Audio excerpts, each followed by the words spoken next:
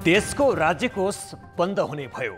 सरकार भन्छ अर्थतन्त्रमा खासै फरक पर्ने छैन, तर विज्ञ भन्छन् 70 वर्षमा कहिल्यै यस्तो भएको थिएन। कान्तिपुर समाचारमा आज दशैंका लागि टिकट बुकिङ खोल्ने तयारी, महामारीले बाबुआमा गुमाएका बालबालिका थप जोखिममा परिरहेका बेला एक 16 वर्षीय बालिका एकै दिनको लागि भए पनि गाउँपालिकाको अध्यक्ष भएको समाचारसँगै ओमानमा चलिरहेको लिग 2 त्रिकोणात्मक सिरिजको अपडेट पनि देखाउनेछौँ। नमस्कार। अब मुख्य समाचार। सत्ता पक्ष र विपक्षीको टकरावले बजेटको टुङ्गो लागेन। भोलि मध्यरातिबाट अस्पताल र तलब खर्च समेत नपाइने प्रतिपक्षी भन्छ, सरकार र सभामुख नै जिम्मेवार।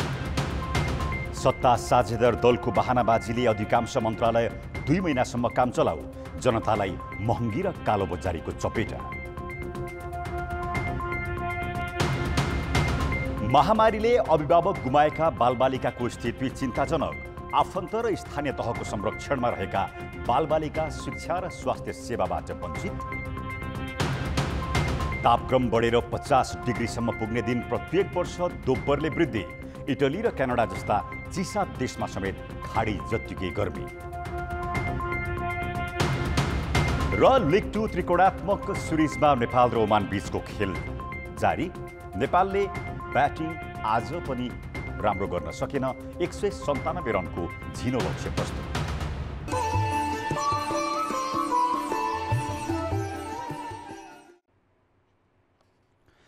सरकारले भोलि राति 12 बजेदेखि राज्यकोषबाट खर्च गर्न नपाउने भएको छ। अघिल्लो सरकारले ल्याएको अध्यादेश बजेट अस्वीकार गरे पनि यो सरकारले संसदबाट नयाँ बजेट समयमै ल्याउन नसक्दा सरकारी खर्च नै बन्द हुने स्थिति आएको हो। प्रतिनिधि सभाको आजको बैठकले बजेट प्रतिस्थापन विधेयक टुङ्गो लगाउन नसकेपछि अब सरकारले कर उठाउन सक्नेछ, तर खर्च गर्न भने पाउने छैन। यसअघि ल्याएको बजेटले अध्यादेश मार्फत संसद चलेको अवस्थामा 60 दिनभित्र प्रतिस्थापन विधेयक मार्फत पारित गर्नुपर्ने प्रावधान छ। 60 दिनको समय भोलि सकिँदैछ। एमालेको अवरोधपछि आजको बैठकले विधेयकमाथि विचार गरियोस् भन्ने प्रस्ताव पारित गरेर छलफलमा लैजान स्वीकृति दिएको छ। बैठकपछि प्रधानमन्त्री शेरबहादुर देउवाले विधेयक पारित नभए पनि मुलुकको आर्थिक गतिविधि नरोकिने बताएका छन्। उनले जसरी चलेको छ त्यसरी नै चल्ने प्रतिक्रिया दिएका छन्। अर्थमन्त्री जनार्दन शर्माले पनि प्रतिस्थापन विधेयक पारित नहुँदा करिब 1 स्वाता सरकारी खर्च रोकिन सक्ने, तर त्यसले खासै फरक नपर्ने उल्लेख गरेका छन्। नहुँदा नियमित प्रक्रिया पुर्याएर पारित गर्छौँ र पारित गर्ने केही समय ग्याप रह्यो भने पनि त्यसपछि खर्च गर्ने हुन्छ। केही समयमा खर्च गर्ने अवस्था नहुन पनि सक्छ, तर हाम्रो कोसिस वार्ता संवादतिर चलिरहेको छ। कर उठाउने विशेष व्यवस्था छ, त्यस अन्तर्गत कर उठिरहेको छ। खर्च गर्नलाई 5-7 दिन नगर्दा पनि अब रोक्नुपर्ने अवस्था आयो भने रोकिनु पनि सक्छ। उनले विपक्षीसँग सहमति नभए नियमित प्रक्रिया पूरा गरेर बजेट पारित गरिने बताए। प्रमुख प्रतिपक्षी एमाले भने आफूहरूसँग सल्लाह नै नगरेको दावी गर्दै सबै परिस्थितिको जिम्मेवार सरकार र सभामुख हुने चेतावनी दिएको छ। प्रतिपक्षीलाई राज्यको अभिन्न अङ्गको रूपमा लिन्छ। हामी निरन्तर भनिरहेका छौँ, तर हामीलाई कुनै पनि जानकारी छैन। अब त हुँदा संसदको बैठक कसरी चल्छ, के कार्यसूची ल्याइन्छ सम्म पनि थाहा हुन छोड्यो। कार्यसूची अचानक परिवर्तन हुन्छ, कार्यसूचीले प्रवेश गर्छ। अब प्रक्रियाबाट बजेट पारित गरेर प्रमाणीकरण हुन झण्डै 2 साता समय लाग्ने देखिएको छ। दलीय द्वन्द्वका कारण संसद प्रभावित हुँदा राज्यकोष नै बन्द हुने स्थिति 70 वर्षीय बजेट इतिहासमा यो पहिलो घटना हो। संसदको अर्को बैठक असोज 4 गतेका लागि बोलाइएको छ। अध्यादेशबाट आएको बजेट निष्क्रिय भएको र सरकारले नयाँ बजेट ल्याउन नसकेको अवस्थामा सेवा प्रवाहमा के कस्तो असर पुग्छ भनेर सहकर्मी सुधिल पोखरेलले पूर्व अर्थ सचिव रामेश्वर खनाललाई सोधेका छन्। भोलि कार्यालय समयपछि सरकारी खर्चहरू, नियमित सरकारी खर्चहरू, खास गरी सञ्चित कोषबाट गरिने खर्चहरू गर्न पाइँदैन। सञ्चित कोषमा व्यवहार भएको रकम चाहिँ खर्च गर्न पाइन्छ। त्यो भनेको विदेशी ऋणको साँभा ब्याज, स्वदेशी ऋणको साँभा ब्याज, त्यसपछि संवैधानिक निकायहरूको सर्वोच्च अदालत, निर्वाचन आयोग, महालेखा परीक्षक, अख्तियार यिनीहरूको खर्च चाहिँ नियमित खर्च भुक्तानी हुन्छ। संसदकै पनि नियमित खर्च भुक्तानी हुन्छ। सभामुखकै तलब पनि भुक्तानी गर्न पाइन्छ। तर त्यो बाहेकको कार्यकारीको चाहिँ कसैको पनि प्रधानमन्त्रीको तलब पनि भुक्तानी गर्न पाइँदैन, सामान्य नागरिकको वृद्ध भत्ता ज्येष्ठ नागरिक भत्ता पनि दिन पाइँदैन भोलि रातिदेखि। विशेष गरी यसले पार्ने असर चाहिँ के हुन्? नेपाल सरकारले उठाउनुपर्ने राजस्व उठाउनलाई कुनै रोकावट आउँदैन। वैदेशिक सहायता अन्तर्गतका नेपाल सरकारले नै रकम प्राप्त गरेर नेपाल सरकारले चेक काटेर खर्च गर्ने रकम काम चाहिँ भुक्तानी गर्न पाइँदैन। अब निर्माण व्यवसायले ठेक्का लिएको व्यक्तिले काम गरिरह्यो भने त्यो उसको आफ्नो खर्चबाट गर्ने भयो, त्यो गर्न पाइएन। तर वैदेशिक सहायता अन्तर्गत चाहिँ दात्री निकाय स्वयंले भुक्तानी गर्ने गरी अथवा वस्तुगत सहायतामा, जस्तै कतिपयले भ्याक्सिन वस्तुगत सहायतामा दिइरहेछन्, कतिपयले औषधि पनि वस्तुगत सहायतामा दिइरहेछन्, तिनीहरू चाहिँ चलिरहन्छ। बजेट नभए पनि त्यसलाई तात्विक अन्तर पर्दैन। तलब भत्ता भनेर भन्नुभयो, सरकारी अस्पतालमा हुने खर्च, अरू के रोकिन्छ? त्यस्तै अहिले अब नगरपालिका र प्रदेश सरकारलाई अनुदान गइसकेको रकमको आधारमा उहाँहरूले खर्च गर्न सक्नुहुन्छ।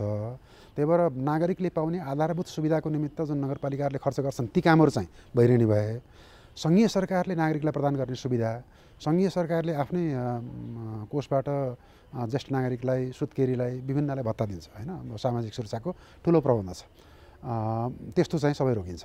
अस्पतालमा हरेक सरकारी अस्पतालमा बिरामीलाई साँझ बिहान खाना खुवाउने गर्नुपर्छ, त्यो चाहिँ ठेक्कामा लगाइएको हुन्छ। अब ठेक्काको रकम भुक्तानी गरेर बाँकी रहेछ भने ठेकेदारले त्यो आपूर्ति गर्न बन्द गर्ला। नेपाली सेनाको, प्रहरीको रासन पनि आपूर्ति गर्न बन्द गर्ला। अब कतिपय ठाउँमा चाहिँ अब ठेकेदारले भोलि गएर पैसा पाइएला, सरकारै हो भनेर उधारो पनि दिन सक्लान्। र विदेशमा रहेका नियोगहरूले गर्ने खर्च पनि भयो। अहिले अमेरिकामा रहेको हाम्रो नियोगले अथवा बेलायतमा रहेको नियोगले पनि पर्सि बिहान 28 गते बिहानदेखि खर्च भुक्तानी गर्न मिल्दैन। नेपाल सरकारको सबै निकायको खर्च एउटै खाताबाट हुन्छ, त्यसलाई हामीले एकल कोष खाता भन्छौँ।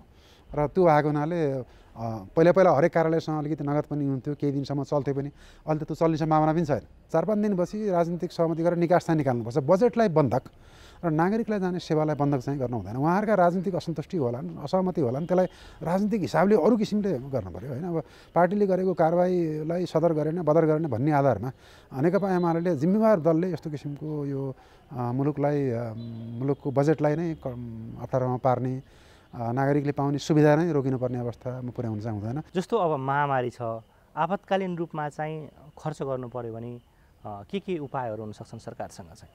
अब आकस्मिक कोष भनेर एउटा कोषको प्रबन्ध संविधानले गरेको छ, त्यो कोषमा धेरै पैसा छैन।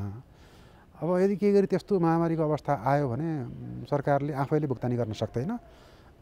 प्रधानमन्त्री दैवी प्रकोप कोषमा केही रकम बाँकी रहेछ भने त्यहाँबाट गर्न सकिएला, होइन भने त्यो भएको त उधारोमा गर्ने भए केही पनि हुँदैन। यसैबीच नेकपा एमालेका अध्यक्ष केपी शर्मा ओलीले संसद चल्न नदिने बताएका छन्। गृह जिल्ला झापाको बिर्तामोडमा अगुवा कार्यकर्ता भेलामा अध्यक्ष ओलीले सभामुख अग्निसाप कोटाप्रति आक्रोश व्यक्त गर्दै सदन चल्न नदिने बताएका हुन्। एमालेले कारबाही गरेका सांसदलाई संरक्षण दिएर सभामुखले पार्टी फुटाउने षड्यन्त्र गरेको आरोप अध्यक्ष ओलीले लगाएका छन्।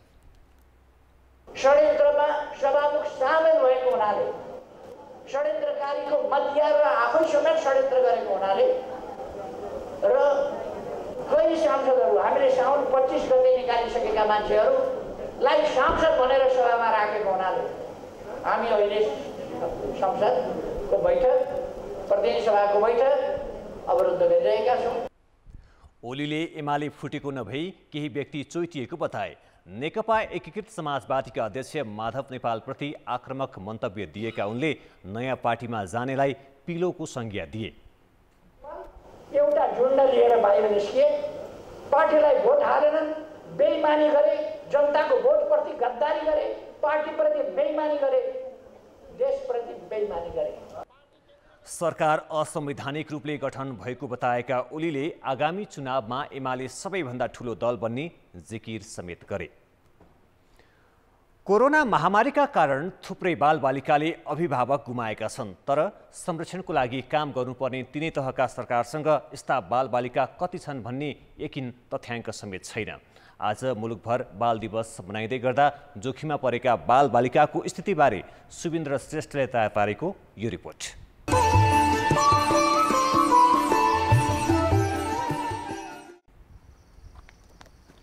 रुकुमको सानीभेरी गाउँपालिकाले अनाथ बालबालिकालाई सामाजिक सुरक्षा भत्ता आफैले दिएको छ। यस्तै बागमती प्रदेशले अभिभावक गुमाएका बालबालिकालाई 2000 रुपैयाँ सामाजिक सुरक्षा उपलब्ध गराएर परिवार वा नजिकका आफन्तसँग राख्ने व्यवस्था बजेटमै उल्लेख गरेको थियो। कोरोना संक्रमणबाट अभिभावक गुमाएका कतिपय बालबालिका भने बाल आश्रममा बस्न बाध्य छन्। राष्ट्रिय बाल अधिकार परिषदले कम्तीमा पनि 1500 बालबालिकाले एक वा दुवै अभिभावक गुमाएको अनुमान गरेको छ। परिषदकै अनुसार देशभर 29,000 बालबालिकाको अभिभावक छैनन्। यसमध्ये केही बालबालिकालाई स्थानीय तहमै सामाजिक सुरक्षा कार्यक्रमबाट सहायता उपलब्ध गराइए पनि अधिकांश बालबालिका अभिभावकत्वसँगै गुणस्तरीय शिक्षा र स्वास्थ्य सेवाबाट वञ्चित छन्। हाम्रो जस्तो त्यसको कन्टेक्स्टमा हेर्नु पर्यो, परिवारको आय आर्जन कति हुन्छ, एउटा बालबालिका थपिने बित्तिकै फेरि उसको चाहिँ लगानी त बढ्छ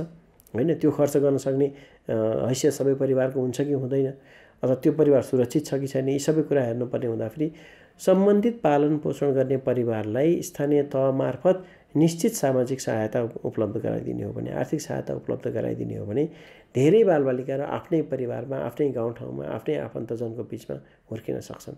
कोभिडकै कारण विद्यालय समेत बन्द छन्। यसबाट सामुदायिक विद्यालय तथा दुर्गम क्षेत्रका 55% भन्दा बढी बालबालिका औपचारिक शिक्षाबाट वञ्चित रहेको शिक्षा मन्त्रालयले जनाएको छ। उता रूपन्देहीको बाल सुधार गृहमा रहेका 11 देखि 18 वर्षका 108 बालबालिका मध्ये 16 जना बाहेकले पढ्न पाएका छैनन्। यस्ता सुधार गृह पनि बालमैत्री छैनन्। माइन्ड बिजी बनाउने ठाउँै छैन, ओभर थिङ्किङहरू आउँछ। अब दिमागलाई केही चिजमा फोकस गराएर बिजी बनाउन पाए पो ओभर थिङ्किङ आउन, अब पुरै फ्री बस्नु पर्ने हुन्छ। एकदमै जग्गाको यो भौतिक पूर्वाधारहरूको लागि यिनीहरूलाई एकदमै गाह्रो छ। अनि सरहरू स्कुलमा पढाउने सरहरू पनि यहाँ चाहिँ त्यति व्यवस्थापन भएको छैन। विपदमा सबैभन्दा बढी जोखिममा बालबालिका नै हुन्छन्। यस्ता सामाजिक, मानसिक तथा अन्य सम्भावित जोखिमबाट उनीहरूलाई जोगाउन सरकार र समुदाय दुवै सचेत हुनु जरुरी छ। कान्तिपुर समाचारका लागि रूपन्देहीबाट भुवन पाण्डे सहित जिल्ला सहकर्मीहरूको सहयोगमा क्यामेरामा पशुपति बुढाथोकीका साथ सुबिन्द्र श्रेष्ठ, काठमाडौँ। अब जनताको आवाज हामीले आज 7 प्रदेशमा सोधेका छौँ। विभिन्न कारणले जोखिममा परेका बालबालिकाको जिम्मेवारी कसले लिने? जनताको आवाज। बालबालिकाहरूको उचित संरक्षणका लागि व्यवस्था गर्नु राज्यको दायित्व हो। सबैभन्दा पहिले चाहिँ शिक्षा दिनुपर्छ र यो जिम्मा चाहिँ राज्यले नै लिनुपर्छ। स्थानीय सरकार लगायत सङ्घीय सरकार सबैलाई मिलेरै गरेर यसलाई लिनुपर्ने जिम्मा हुन्छ। पहिला गाउँ समुदायदेखि पहल हुनु पर्यो नि। सबैको जिम्मा सरकारले लिनुपर्छ, उसको शिक्षा दीक्षा पढाइ लेखाइ। कारखानामा बन्दी भएर काम गरिरहेछ, कोही नै घरेलु हिंसामा परिरहेका छ। त्यो बालबालिकाहरूलाई उद्धार गर्नको लागि राज्यले सोच्नु पर्यो। क्रिटिकल अवस्थामा रहेको बालबालिकालाई स्थानीय सरकारले नै हेर्ने हो। धेरै छन् सङ्घ संस्थाहरू, ती सङ्घ संस्थाहरूले सुरक्षितसँग राखिदिनु पर्ने जस्तो लाग्छ। राज्य भनेको सर्वोच्च निकाय हो, उसले जनताको सेवा सुरक्षा गर्नै पर्छ। विभिन्न सामाजिक सङ्घ संस्थाहरू छन्, यिनीहरूले पनि यी बालबालिकाहरूको बारेमा चाहिँ पहल गर्नु पर्यो र सम्बन्धित निकायलाई सिफारिस गर्नु पर्यो।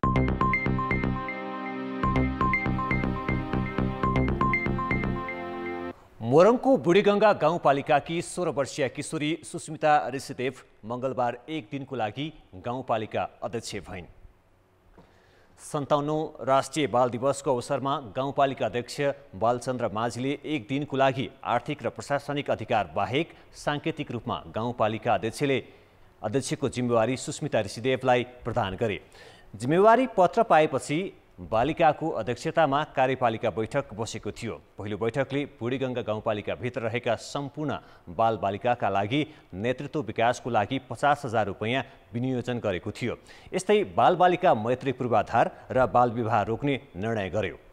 50,000 बजेट छुट्याउने छौँ, साथै सबै पूर्वाधारहरूलाई चाहिँ बालमैत्री बनाउने छौँ, साथै बालविवाहलाई चाहिँ रोक्नमा चाहिँ विशेष गरी पहल गर्नेछौँ। बालबालिकाले स्थानीय तहलाई कसरी बुझेका छन् भन्ने उद्देश्यले कार्यक्रम गरिएको बुढीगङ्गा गाउँपालिकाका अध्यक्ष बालचन्द्र माझीले बताए। राष्ट्रिय बाल अधिकार परिषदको सहकार्यमा बुढीगङ्गा गाउँपालिकाको आयोजनामा कार्यक्रम गरिएको थियो। ब्रेकपछि समाचारमा पुनः स्वागत छ। प्रधानमन्त्री शेरबहादुर देउवाले मन्त्री परिषदलाई पूर्णता नै नदिई 2 महिना बिताएका छन्। अधिकांश मन्त्रालय रित्तै हुँदा यसको असर जनताका कामकाजमा त पर्दै गएको छ नै सरकार कमजोर र गतिहीन देखिएको छ। किसानले मल मागिरहेका छन्, तर मलबारे छलफल गर्न संसदको कृषि समितिले सोमबार बोलाएको बैठक कृषि मन्त्री नभएकै कारण त्यसै टुङ्गियो। दशैं तिहार नजिकिँदै गर्दा महँगी र कालो बजारी बढ्न थालेको छ, तर कर्मचारी प्रशासन 10-5 को हाजिरी र दैनिक प्रशासनमा सीमित छ।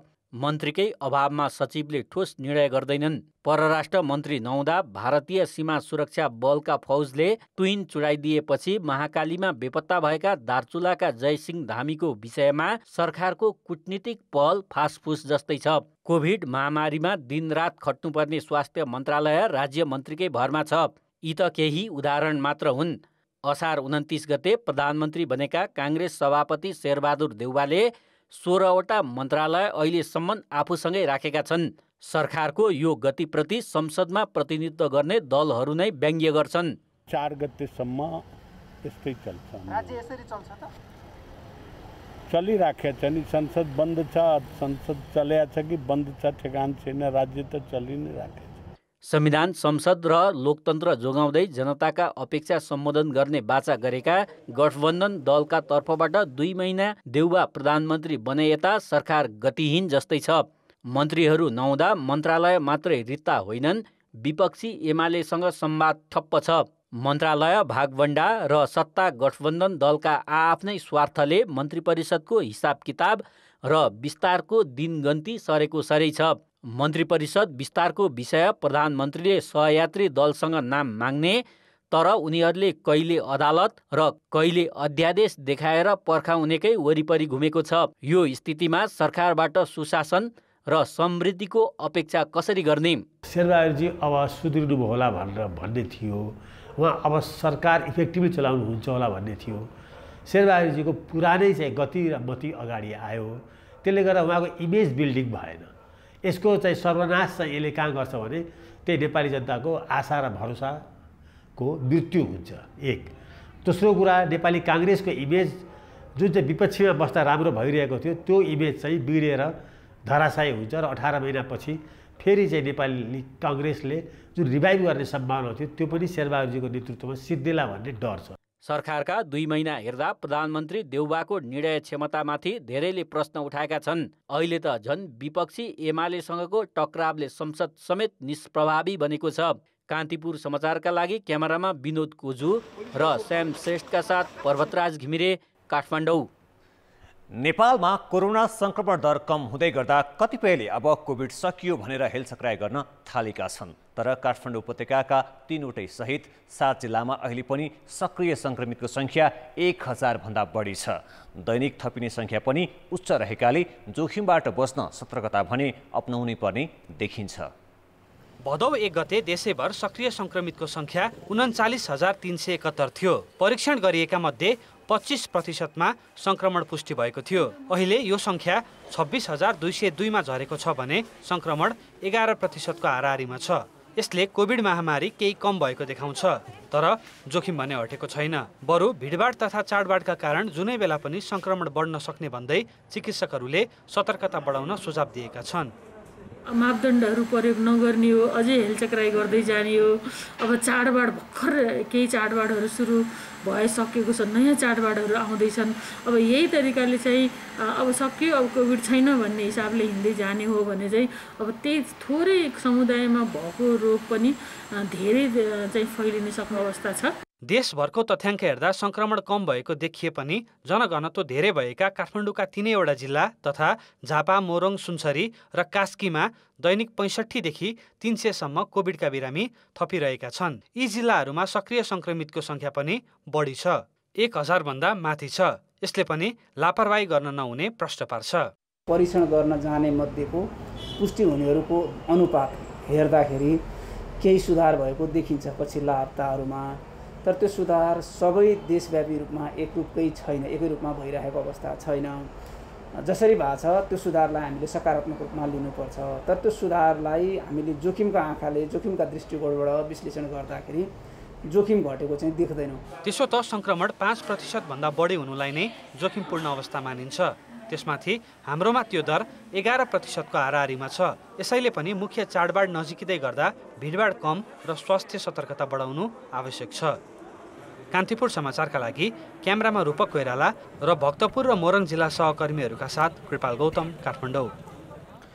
पछिल्लो 24 घण्टामा कोरोनाका कारण 19 जनाले ज्यान गुमाएका छन् भने 1180 जना संक्रमित थपिएका छन्। 10,266 जनाको PCR परीक्षण गर्दा झन्डै 12% भाइरस देखिएको हो। आज काठमाडौँ उपत्यकामा सबैभन्दा धेरै 404 जनामा संक्रमण देखिएको छ। झापामा 127 र मोरङमा 111 संक्रमित थपिएका छन्। यो सँगै सक्रिय संक्रमितको संख्या 26,202 पुगेको छ। यीमध्ये 24,690 होम आइसोलेसनमा छन्, 1,512 जना संस्थागत आइसोलेसनमा छन्, त्यस्तै 590 जनाको आइसियु र भेन्टिलेटरमा उपचार भइरहेको छ। सरकारले चिकित्सा शिक्षातर्फ स्नातक तहमा छात्रवृत्तिकै लागि वर्षेनी 1 अर्ब रुपियाँभन्दा बढी खर्च गर्छ। सरकारी र निजी शैक्षिक संस्थामा MBBS, BDS, नर्सिङ सहित 16 विषयमा 2000 भन्दा धेरै विद्यार्थीले छात्रवृत्ति पाउँछन्। तर अर्बभन्दा धेरै लगानी गरेर पढाइएका जनशक्तिलाई जनताको सेवामा खटाउन भने सरकारलाई चुनौती देखिएको छ।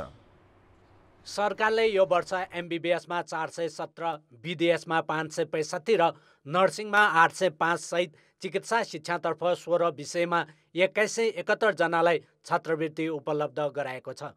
स्नातक तहको सिट सङ्ख्या 8251 मध्ये झेन्दार र आरक्षणलाई समेट्दा सबै वर्ग, क्षेत्र, लिङ्ग र समुदायका विद्यार्थीले छात्रवृत्ति पाउँछन्। एकीकृत प्रवेश परीक्षामा उच्चतम अङ्क ल्याउने मेधावी विद्यार्थीबाट सरकारीमा 75% र निजीले 10 तथा विदेशी लगानी भए 20% अनिवार्य छात्रवृत्ति दिनुपर्ने कानुनी प्रावधान छ।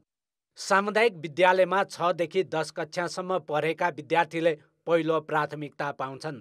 यस्तै खुल्लाबाट 55 र आरक्षण तर्फबाट 45% विद्यार्थीलाई सरकारले छात्रवृत्ति उपलब्ध गराएको छ। समग्रमा हेर्ने हो भने टोटल सिटको करिब 25% सिटहरू चाहिँ छात्रवृत्तिमा सिटहरू छन्। करिब 85 करोड जति यो चाहिँ छात्रवृत्ति लागू दिनुपर्ने स्थिति हुन्छ। त्यस कारणले करिब 1 अरबको बजेट यो वर्षमा छात्रवृत्तिको लागि जान्छ भने यो तेस्रो वर्षसम्म यो थपिँदै जान्छ। किनभने पहिलो वर्षको विद्यार्थी दोस्रोमा, दोस्रोको तेस्रो पुग्दाखेरि समग्र रूपमा थपिँदाखेरि करिब 1 अरब 25 करोड जति प्रति वर्ष छात्रवृत्तिमा नेपाल सरकारले यो रकम छुट्याउनु पर्ने हुन्छ। सरकारले यसअघि MBBS र दन्त चिकित्सा BDSमा न्यूनतम शुल्क लिएर छात्रवृत्ति दिने गरेको थियो। यो वर्षदेखि ऐनकै प्रावधान अनुसार क्षेत्र र प्रतिशत बढाइएको हो। प्रति व्यक्ति MBBSमा 40 लाख र BDSमा 20 लाख रुपियाँ छात्रवृत्ति पाउँछन्। विश्वविद्यालय र प्रतिष्ठानहरूले छात्रवृत्तिमा प्रवेश परीक्षा लिँदा नै चलखेल र दुरुपयोगका घटना धेरै भएपछि यस पटकदेखि परीक्षा समेत एकीकृत रूपमा लिन थालिएको हो।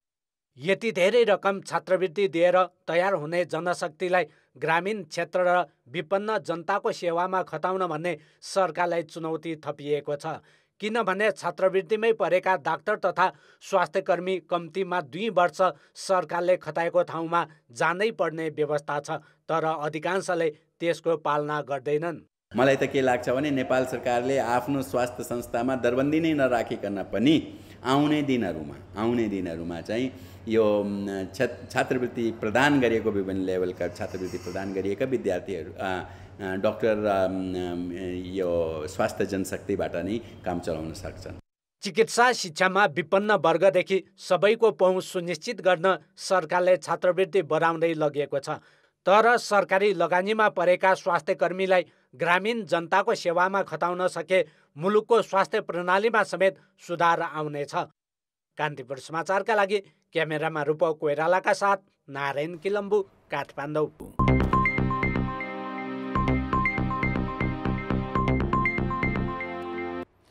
683 मेगावाटको सुनकोशी 3 जलविद्युत आयोजना नेपाल विद्युत प्राधिकरण र बङ्गलादेशको पावर डेभलपमेन्ट बोर्डले संयुक्त रूपमा निर्माण गर्ने भएका छन्।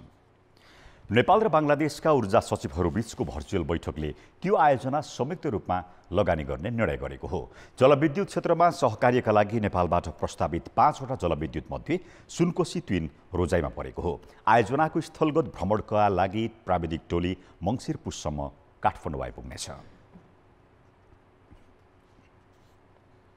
183 मेगावाटको सुनकोशी तेस्रो जलविद्युत आयोजना अथवा अहिले अध्ययनमा भइराखेको खिम्ती शिवालय जलाशययुक्त आयोजना मध्ये एउटाको अगाडि बढाउनको लागि चाहिँ सहमति भएको छ र उनीहरूले बङ्गलादेशको प्राविधिक टिम पनि एकपल्ट फिल्ड निरीक्षण गर्ने र यसको जोइन्ट इन्भेस्टमेन्टको गर्नको लागि जोइन्ट भेन्चर कम्पनीका प्रक्रियाहरू बढाउनको लागि चाहिँ अगाडि बढाउने कुराहरू भएको छ। दुई देश बीचको विद्युत व्यापारको आवश्यक तयारीका लागि नेपालको तर्फबाट नेपाल विद्युत प्राधिकरण र बांग्लादेश पावर डेभलपमेन्ट बोर्डलाई तोकिएको छ। यी दुई निकायले वर्षायाममा नेपालबाट विद्युत निर्यात गर्ने र हिउँदमा आयात गर्नका लागि छिटो छरितो बाटो भइल्याउनेछन्। आजको बैठकले दीर्घकालीन रूपमा विद्युतको आयात निर्यात गर्नका लागि नेपाल, बांग्लादेश र भारतबीच त्रिपक्षीय बैठक मार्फत सहमति जुटाउने विषयमा पनि कुराकानी भएको छ। तत्पश्चात डेडिकेटेड प्रसारण लाइन सम्बन्धी कार्य अघि बढाउने सहमति समेत गरिएको छ। नजिकिँदै गरेको दशैंलाई लक्षित गर्दै यातायात व्यवस्था विभागले असोज 10 गतेभित्रै सार्वजनिक सवारीको अग्रिम टिकट बुकिङ खुलाउने तयारी गरेको छ। अग्रिम टिकट बुकिङका लागि व्यवसायीहरूसँग छलफल भइसकेको विभागका महानिर्देशक नमराज घिमिरेले जानकारी दिए। प्रधानमन्त्री कार्यालयले भिडभाड नहुने गरी छिटो बुकिङ खुलाउनका लागि विभागलाई निर्देशन दिइसकेको छ। यसपटक अनलाइन मार्फत टिकट बुकिङ गर्नका लागि केही छुट दिन पनि प्रस्ताव गरिएको छ। काठमाडौँको गङ्गबु बाहेक अन्य बस पार्कबाट पनि टिकटको व्यवस्था मिलाउन प्रबन्ध मिलाइएको विभागको दाबी छ। अनलाइन एप्लिकेसनबाट टिकट लियो भनेदेखि केही सहुलियत दिनको निमित्त समेत मैले यातायात व्यवसायीहरूलाई चाहिँ भनेको छु। जस्तै अनलाइनबाट टिकट लिनुभयो भनेदेखि टिकट दरै अलिकति सस्तो राख्ने, अनलाइनबाट टिकट लियो भनेदेखि एउटा टिकट बराबर बसमा 1 बोतल पानी दिने, त्यस्ता किसिमका प्याकेज पनि राखेर यसपालि चाहिँ मान्छेलाई भिडभाड नगरौँ भनेर हामीले सरसल्लाह गरेका छौँ। उपभोक्ता समितिलाई 10 करोडसम्मका आयोजना निर्माणमा सहभागी गराउने गरी ल्याइएको प्रतिस्थापन बजेटको व्यवसायीहरूले विरोध गरेका छन्। इजाजत संस्था हुँदाहुँदै उपभोक्ता समितिलाई सार्वजनिक निर्माणको जिम्मा लगाउँदा कामको गुणस्तरमा ह्रास आउने व्यवसायीको भनाइ छ। उपभोक्ता समिति चाहिँ यसरी आएको छ कि समग्रमा उपभोक्ता समितिले लिएको कामहरू चाहिँ कामै सम्पन्न नभइकन कागजी सम्पन्नता भएर राज्यको आम जनताले तिरेको करको दुरुपयोग भएको छ भने अर्कोतिर भएका कामहरू पनि गुणस्तरीय भएका छैनन्। अहिले भइरहेको गुणस्तरहीन काम पनि उपभोक्ता समितिबाटै भएको व्यवसायीको आरोप छ। ब्रेकपछि समाचारमा पुनः स्वागत छ। रूपन्देहीमा निर्माणाधीन मोतीपुर औद्योगिक क्षेत्रभित्रको खाली जग्गा सुकुम्बासीका नाममा कब्जा भएको छ। बुटोल उपमहानगरपालिकाका 17 र 18 को खाली जग्गामा करिब 400 टहरा बनेका छन्। सुकुम्बासीका नाममा कब्जा गर्नेले राति भेला गर्ने र प्रहरी रोक्न आए प्रतिकार गर्ने तयारी गर्दै आए। समस्या बढेपछि रूपन्देही प्रशासन कार्यालयले भदौ 29 देखि त्यस क्षेत्रमा निषेधाज्ञा जारी गरेको छ। निषेधाज्ञा जारी भएपछि औद्योगिक क्षेत्रमा ठूलो संख्यामा प्रहरी परिचालन गरेर टहरा जलाउने र प्रतिकार गर्न आउनेलाई लखेट्ने काम थालिएको छ। यो रूपन्देहीमा निर्माणाधीन मोतीपुर औद्योगिक क्षेत्र हो, जहाँ सुकुम्बासीका नाममा टहरा बनाउने र जग्गा कब्जा गर्ने गरेपछि मंगलबार प्रहरीले आगो लगाएर जलाइदिएको छ। फागुन 21 मा औद्योगिक क्षेत्र शिलान्यासका क्रममा पनि सुकुम्बासी र स्थानीयका नाममा अवरोध गरिएको थियो। त्यस यता सुकुम्बासीका नाममा जग्गा कब्जा गर्ने र टहरा बनाएर बस्ने गर्न थालेका हुन्। प्रहरीले पटक पटक बल प्रयोग गरेर दिउँसोमा टहरा भत्काउने र मान्छे लखेट्ने गरे पनि महिना दिन यता रातिमा मान्छे जम्मा हुने र टहरा बनाउने काम गरिरहेका थिए। सुकुम्बासीका नाममा आपराधिक तत्त्वले जग्गा कब्जा गर्ने र आवश्यक परे प्रहरीसँग मुठभेडमा उत्रने लिखत देखेपछि गृह मन्त्रालयले भदौ 24 मा जिल्ला प्रशासन कार्यालय रूपन्देहीलाई परिपत्र गरी बल प्रयोग गरेर भए पनि रोक्न निर्देशन दिएको थियो। त्यही आधारमा रूपन्देही प्रशासनले भदौ 29 अर्थात् मंगलबारदेखि निषेधाज्ञा जारी गरी औद्योगिक क्षेत्रभित्र बनाएका टहरा जलाएको छ। उजुर सिंह नगर नयाँ बस्ती विकास भन्ने एउटा पर्चा जस्तो टाँसेर मान्छे पब्लिकलाई बोलाएर चाहिँ यहाँ अधिग्रहण गरेको छु देखियो। 2072 चैत 1 मा रूपन्देहीको मोतीपुरमा 5 वर्षभित्र औद्योगिक क्षेत्र निर्माण गर्ने घोषणा भएको थियो, जुन बुटवल उपमहानगरपालिका सहित तिलोत्तमा नगरपालिका, सियारी र शुद्धोदन गाउँपालिकासित जोडिएको तिनाउ नदी उकास क्षेत्रको सार्वजनिक जग्गा हो। 2073 वैशाख 29 मा 813 बिघा क्षेत्रफलको मोतीपुर औद्योगिक क्षेत्र परियोजनाको नाममा पूर्जा बनेको छ। 12 अर्ब लागतमा औद्योगिक क्षेत्र निर्माण गर्ने योजना सहित 2077 फागुन 21 मा शिलान्यास भयो, जहाँ करिब 100 बिघा क्षेत्रफलमा सार्वजनिक जग्गा ओगटेर बसेको नयाँ पुरानो बस्ती छ। उक्त बस्ती त्यही व्यवस्थापन गर्ने वा स्थानान्तरण गर्ने भन्ने बारेमा छलफल चलिरहेका बेला स्थानीय बाहेकका व्यक्ति जग्गा कब्जा गर्न र टहरा बनाउन गएका हुन्। अनुसन्धानको दायराभित्र भएको चिजलाई अहिले बोली हाल्न पनि मिल्दैन र अनुसन्धान भएपछि पक्कै पनि यसको चाहिँ रहस्योद्घाटन होला। औद्योगिक क्षेत्रको कब्जा सधैँका लागि हटाउने हो भने प्रहरीको बल प्रयोग र निषेधाज्ञाको साटो 3 तहकै जनप्रतिनिधि र यहाँका दल एक भएर लाग्नुपर्छ। कान्तिपुर समाचारका लागि क्यामेरामा स्वस्तिक श्रेष्ठका साथ अमृता अनमोल, बुटवल, रूपन्देही।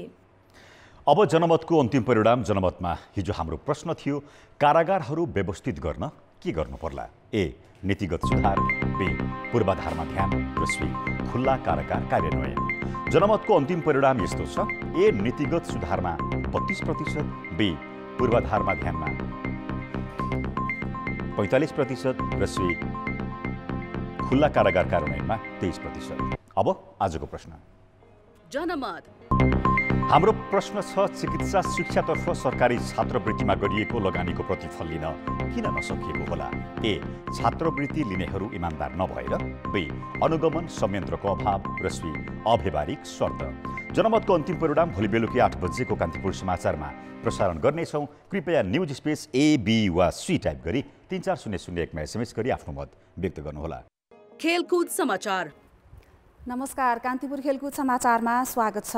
आइसिसी विश्वकप क्रिकेट लिग 2 त्रिकोणात्मक सिरिजमा नेपालले घरेलु टोली ओमानलाई 197 रनको लक्ष्य दिएको छ। नेपालको पारीमा आसिफ शेखले उत्कृष्ट प्रदर्शन गरे।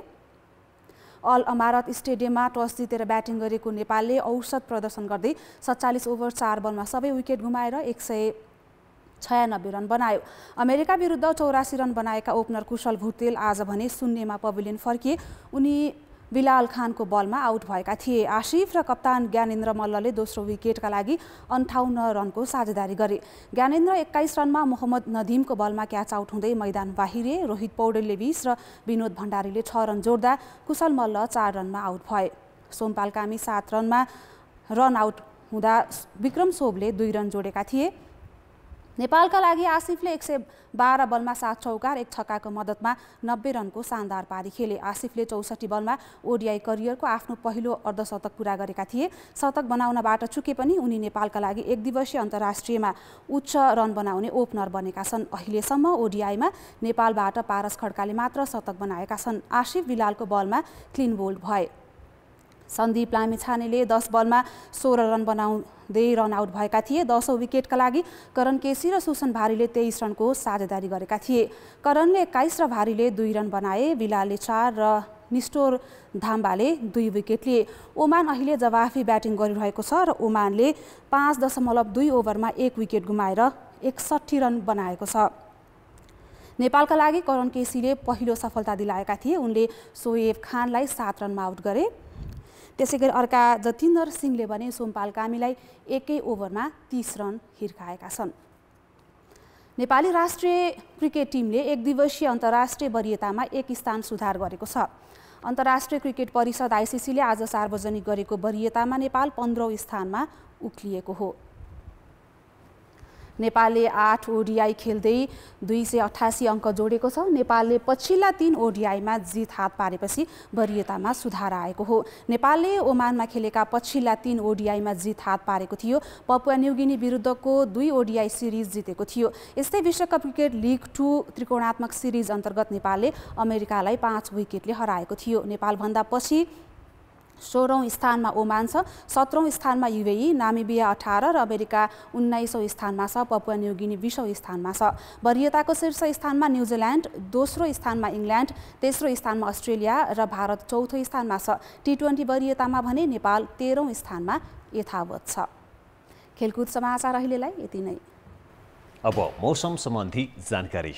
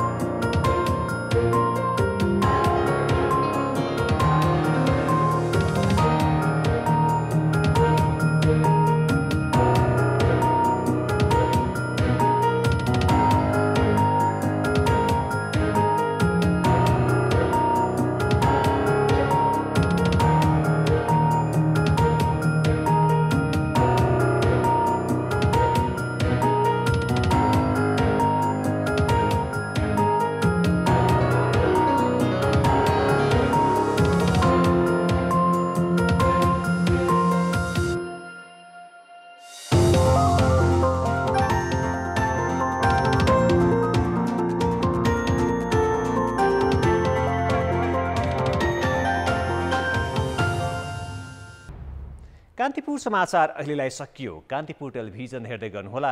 नमस्ते।